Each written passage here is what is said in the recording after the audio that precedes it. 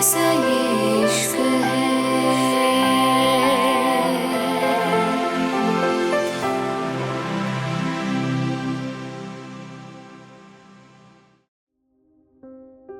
मुंबई। अलियाना और रिद्धिमान दोनों अंदर आ गए थे। अलियाना थोड़ी हैरान रह गई थी। उसको समझ नहीं आ रहा था आखिर वो चाहता क्या है। अलियाना धीरे से बोली, रिद्धिमान बताओ ना क्या करना चाहते हो प्लीज। अलियाना की बात पे रिद्धिमान धीरे से बोला, तुम जानती हो तुम्हारी कंपनी में कुछ राज भी हैं जो तुम नहीं जानती। रिद्धिमान की बात पे अलियाना धीरे से बोली, कैसे राज? और मैं क्यों जाऊंगी ये सब? बाकी लोग कहाँ हैं सब? आज यहां कोई क्यों नहीं है? अलियाना की बात ले। रिद्धिमान उसके लेके ऊपर की तरफ आ गया था। दोनों लिफ्ट के सामने खड़े थे। अलियाना धीरे से बोली, कहाँ जा रहे हैं हम? अलियाना की बात सुन के रिद्धिमान उसको लेके लिफ्ट में आ गया था और लिफ्ट टॉप फ्लोर की तरफ बढ़ने लगी थी। कुछ देर बाद दोनों टॉप फ्लोर पे थे जहां अलियाना का केबिन था। रिद्धिमान धीरे से बोला, थोड़ा दा सफर और बाकी है। इतना कह के रिद्धिमान अलियाना को लेके सीढ़ियों की तरफ आ गया था और दोनों सीढ़ियों से ऊपर चले गए थे। अभी तक भी अलियाना को नहीं पता था रिद्धिमान चाहता क्या था। वो धीरे से बोली, रिद्धिमान प्लीज बहुत हो गए, अब तुम मुझे बताओगे आखिर करना क्या चाह रहे हो? अलियाना की बात पे रिद्धिमान उसको ऊपर की तरफ करते हुए बोला, कुछ नहीं, बस कुछ पुराने हिसाब चुकता करने लेके आया हूं। इतना कह के रिद्धिमान में अलियाना को पकड़ के सामने की तरफ कर दिया था जहां कुछ लोगों को बांध के बैठाया हुआ था। अलियाना धीरे से बोली, ये सब? तभी उसकी नजर संजना पे पड़ी थी जो कि धूप में जल रही थी। जहां अलियाना खड़ी थी वहां धूप का निशान भी नहीं था। अलियाना धीरे से बोली, संजना? संजना के पीछे आरू थी, उसको भी बांध रखा था और उसके साथ दो लोग और थे जिनमें से एक मीडिया वाला था और दो लोग उसके हैं ऑफिस के थी। अलियाना जल्दी से बोली, आरू आंटी, रिद्धिमान, तुमने इनको क्यों ऐसे बांधा है? अलियाना की बात पे रिद्धिमान धीरे से बोला, क्योंकि ये वो लोग हैं जिन्होंने तुम्हें हर्ट किया है अलियाना, जिन्होंने तुम्हारी जान लेने की कोशिश की है, जिन्होंने तुम्हारा दिल दुखाया है, तुम्हें चीट किया है। ये तुम्हारी पर्सनल सेक्रेटरी।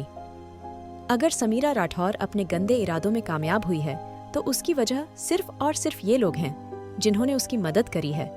रिद्धिमान की बात पे अलियाना धीरे से बोली, व्याट? आरू आंटी? रिद्धिमान अलियाना का हाथ पकड़ के उसको अपने करीब करते हुए बोला, सही सुना तुमने, तुम्हारी प्यारी आरू आंटी जिसने तुम्हारी कंपनी के कुछ सीक्रेट्स समीरा को दिए, जिससे उसने इतनी आसानी से कब्जा कर लिया। और ये समीरा राठौर के साथ तब से कनेक्ट हैं जब से ये तुम्हारे साथ रह रही है। उन्होंने तुम्हारे घर रहते हुए तुम्हें चीट किया। अलियाना तुम्हारे डेढ़ के पैसों पे पल रहे थे। ये लोग उसके बाद भी तुम्हें धोखा दिया। उन्होंने रिद्धिमान की बात पे अलियाना धीरे से बोली, रिद्धिमान, ये सब तुम्हें कैसे पता?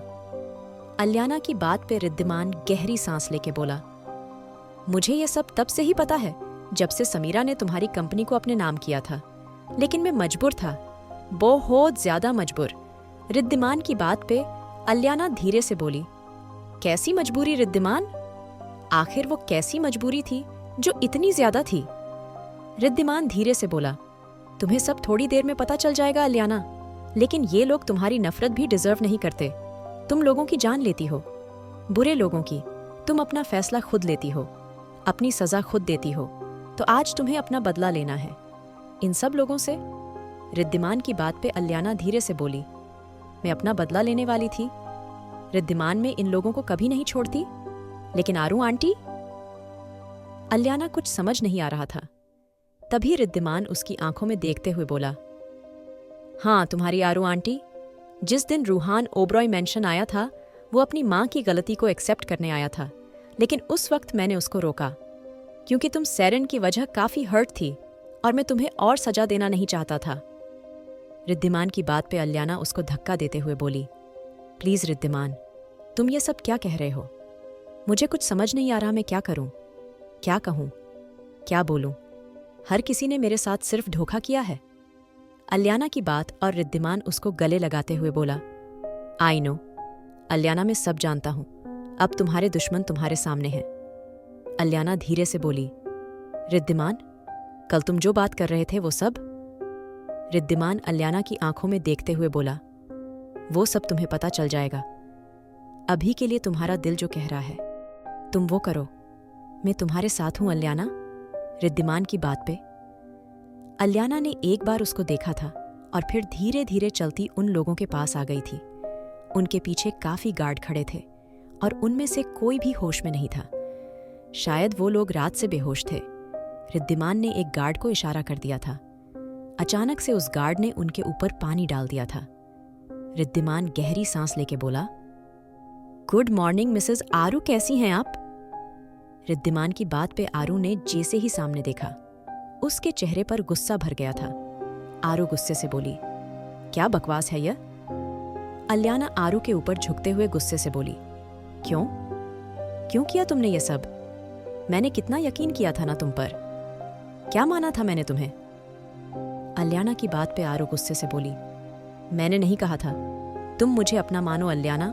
अगर तुम्हारे मॉम डैड जा चुके थे, तुम्हें कोई मेड नहीं थी जो तुम्हारे आगे पीछे फिरती।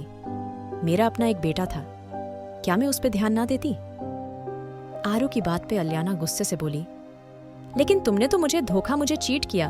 मेरी कंपनी मुझसे छीन ली, क्यों ये सब? अल्याना की बात पे आरू पागलों की तरह हंसते हुए बोली, तुम अभी भी ये पूछ रही हो अल्याना? क्या तुम भूल गई? तुम्हारी वजह से मुझे कियान ने कितनी सुनाई थी। क्या? रूम भूल गई? तुम्हारी वजह से मेरा बेटा मुझसे नाराज रहा था। सिर्फ तुम्हारी वजह से अल्याना।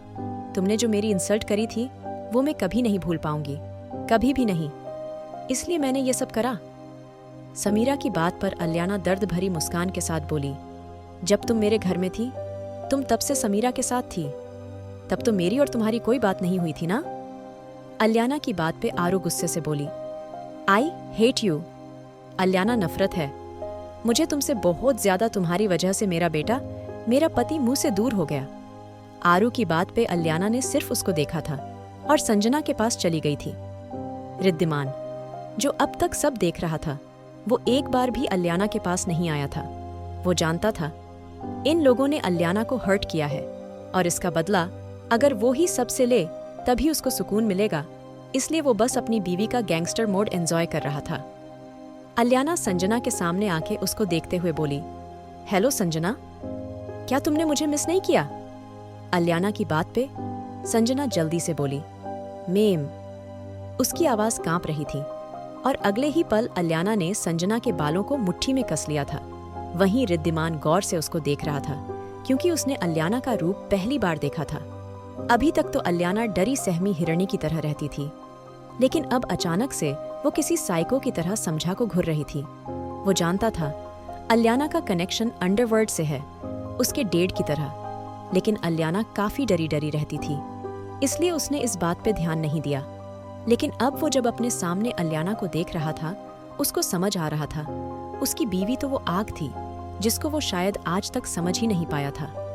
रिद्धिमान ने सिगरेट जला दी थी और अब बहुत आराम से सामने देख रहा था, जैसे वो ये सब एंजॉय कर रहा हो। अल्याना के हाथों में संजना के बाल थे। अल्याना रिद्धिमान को देखते हुए बोली, रिद्धिमान, शायद आज तुम्हारी गण काम में आएगी। कितने दिनों से तुमने युज नहीं करी है ना? अल्याना की बात पे रिद्धिमान मुस्कुराते हुए बोला, श्योर डार्लिंग। इतना कह के रिद्धिमान ने अपनी गण अल्याना के हाथ पे रख दी थी। संजना तड़पते हुए बोली, मेम प्लीज, मैं बस बहक गई थी। पैसा देख के मुझे कुछ समझ नहीं आ रहा था, प्लीज मुझे जाने दीजिए। संजना की बात पे अल्याना धीरे से बोली, रियली संजना? अब मेरे हाथ में गण है इसलिए मैं बहक रही हूँ। इतना कह के अल्याना ने अगले ही पल गन संजना के सर पे रखी और अचानक ही संजना की बॉडी अल्याना के पैरों में थी।